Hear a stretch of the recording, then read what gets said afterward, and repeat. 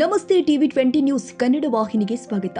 ಕರ್ನಾಟಕ ರಾಜ್ಯ ಸರ್ಕಾರಿ ನೌಕರರ ಸಂಘ ಬೆಳಗಾವಿ. ಕರ್ನಾಟಕ ರಾಜ್ಯ ಸರ್ಕಾರಿ ನೌಕರರ ಸಂಘದ ತಾಲೂಕು ಶಾಖೆಗಳ 2024-2029ನೇ ಅವಧಿಯ ಚುನಾವಣೆಯಲ್ಲಿ ಅಧ್ಯಕ್ಷರು, ಖಜಾಂಚಿ, ರಾಜ್ಯ ಪರಿಷತ್ ಹಾಗೂ ಕಾರ್ಯದರ್ಶಿ ಸ್ಥಾನಕ್ಕೆ ಆಯ್ಕೆಯಾದ ಅಧಿಕಾರಿ ನೌಕರರಿಗೆ ಅಭಿನಂದನೆ ಸಮಾರಂಭ ಕುರಿತು ಮಾತನಾಡಿದರು. ಸರ್ಕಾರಿ ಕೆಲಸ ದೇವರ ಕೆಲಸ.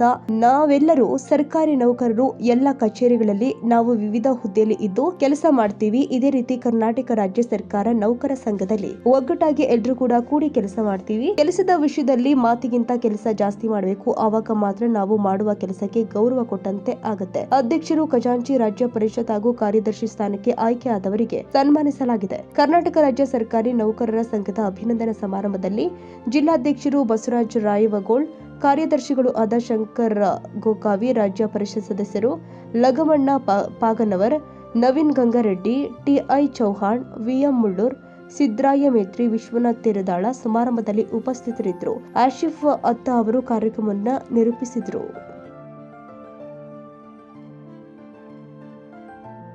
ಕನ್ನಡಿಗರ ಮೆಚ್ಚಿನ ನಿಮ್ಮ ಟಿವಿ 20 ಕನ್ನಡ ವಾಹಿನಿ ಇದೀಗ ಟಿವಿಯಲ್ಲಿ ಲಭ್ಯ.